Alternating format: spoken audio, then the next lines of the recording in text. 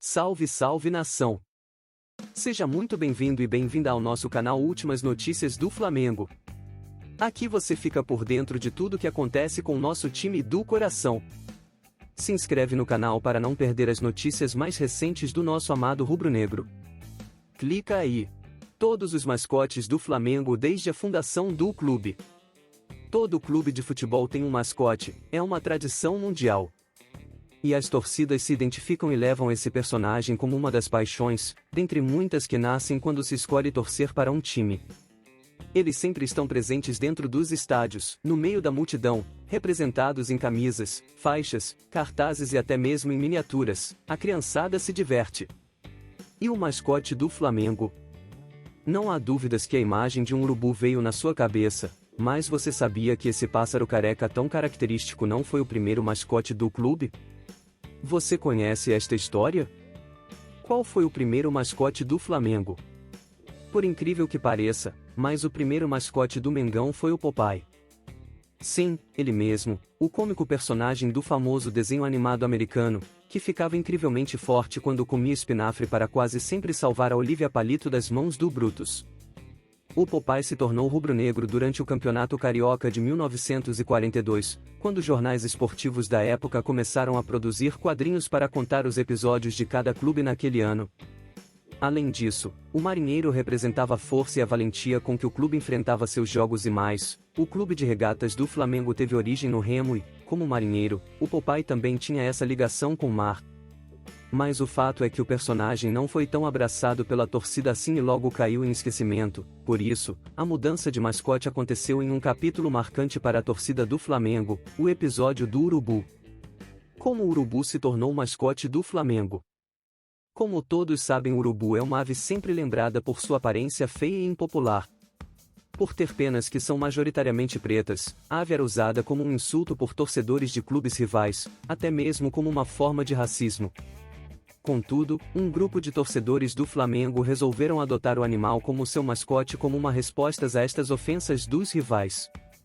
Então, no dia 31 de maio de 1969, diante de milhares de torcedores, uma bandeira do Flamengo foi amarrada em um urubu no meio do gramado e, com o barulho da torcida, a ave se assustou e sobrevoou o estádio com a bandeira e os torcedores foram à loucura aos gritos de "É urubu! É urubu!". Além disso, naquela partida, o Mengão quebrava uma sequência de 9 vitórias do Botafogo que já durava há 4 anos, vencendo o rival alvinegro por 2-1. Então, o urubu também foi considerado um amuleto da sorte. Portanto, a partir desse episódio o urubu foi adotado pela torcida e também pelo clube como seu mais novo mascote. Já no dia seguinte, o famoso cartunista esportivo da época, Henrique de Souza Filho, conhecido popularmente como Enfio, já tratou de representar o urubu nas charges dos jornais esportivos contando a vitória sobre o Botafogo e também retratando o capítulo do urubu. Curiosidades sobre o urubu como mascote do Flamengo.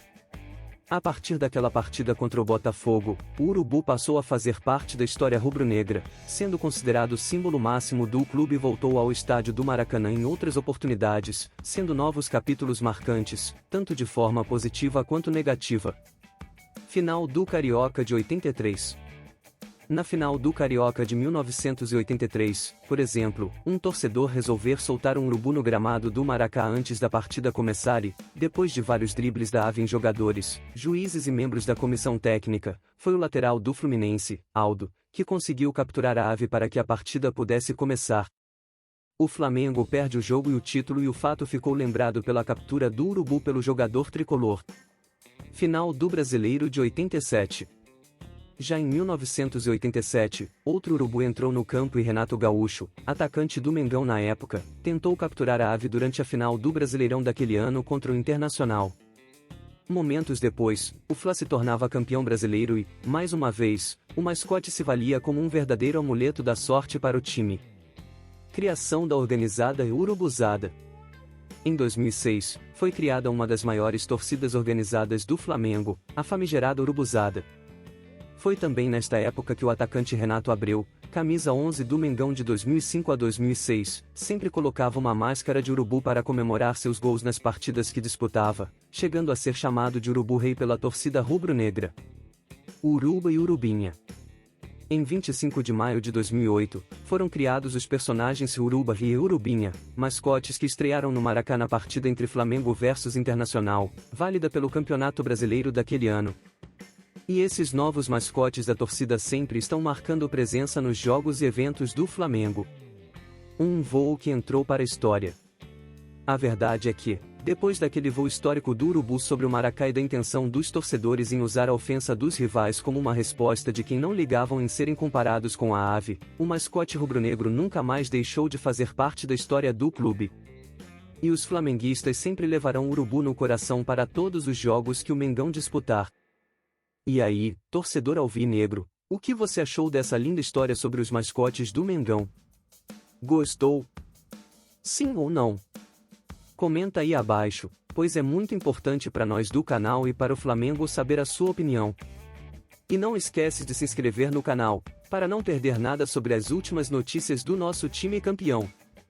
E se você achou o vídeo irado, dá aquela esmagada marota no like por favor. Tamo junto, um abração e fui.